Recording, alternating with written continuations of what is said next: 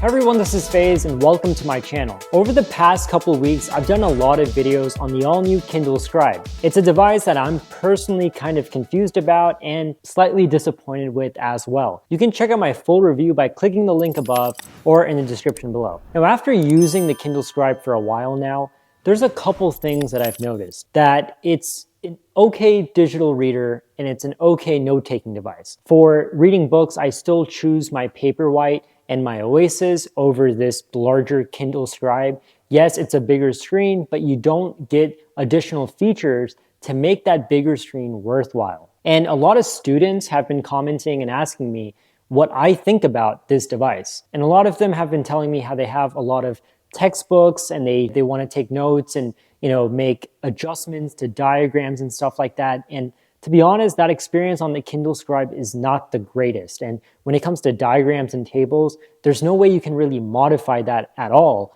on the Kindle Scribe.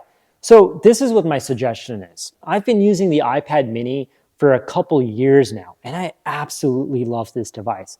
It's not just a great e-reader, and I've done a video on why I think the iPad mini is a fantastic e-reader, but it's also a fantastic note-taking device when you add in the Apple Pencil. Now, let me just go ahead and say that this is not an e-ink display, and it doesn't have the same month-long battery life of that of a Kindle Scribe or any Kindle for that matter. So if you want those two things, the best battery life and an e-ink display, then you might as well just stop watching this video right now. But what I do want you to know is that if you use this device just as an ebook reader, then you're gonna get multiple days out of its battery life. And I have no issue charging this every night, but there have been some times where I haven't charged this device up till like 5 days and it's still running. And once again, that's only because I just read books on it, of course, but it's a great device for reading books. But what gets very interesting is that the note-taking capabilities on this device are way better than that of the Kindle Scribe. You see, with the Kindle Scribe, if you want to take notes,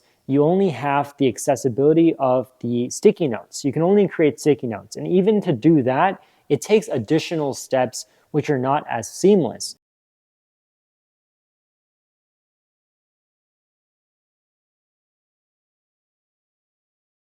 Even to just do something as simple as highlighting, it is way easier on the iPad mini than the Kindle Scribe. And there's other applications on this to make it worthwhile. For an example, if there's a lot of diagrams and tables that you wanna work with and take notes on, it's way better to do that on the iPad mini than the Kindle Scribe. If you wanna export PDFs and take notes on that, it's way better on the iPad mini than it is on the Kindle Scribe. And even if you're reading books, if I turn this device horizontally, I get this great 2-column layout. Now the Kindle Scribe has a much larger display. It has a 10.2-inch display. This is a 8-inch plus display.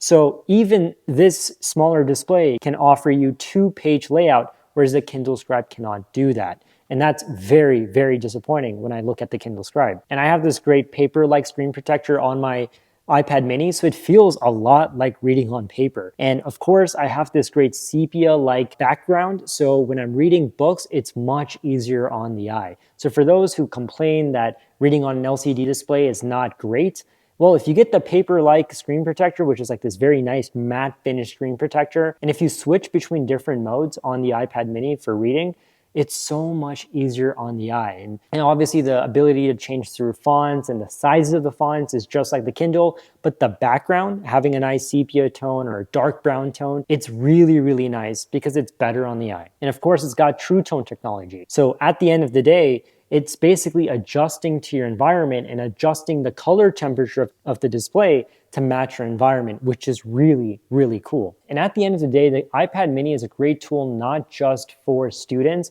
but anyone who even loves to read comic books. You get colorful imagery, which you just can't get on any Kindle for that matter. The Kindle Scribe, 64 gigabytes, goes over $400 if you buy it right now. So when you're spending that much money and you're trying to get an ebook reader that's not the best ebook reader for its size at least, and it's not the best note-taking journal, and when you compare that to an iPad mini and you're getting so much more than just an e-ink display, you're literally getting a whole computing experience, then it's hard to beat. So if you are interested in a note-taking device, a really nice note-taking device, and you also want an ebook reader with it, and a device that can do much more than just allow you to read books and take notes on, take the iPad mini, the 6th generation one, as a consideration.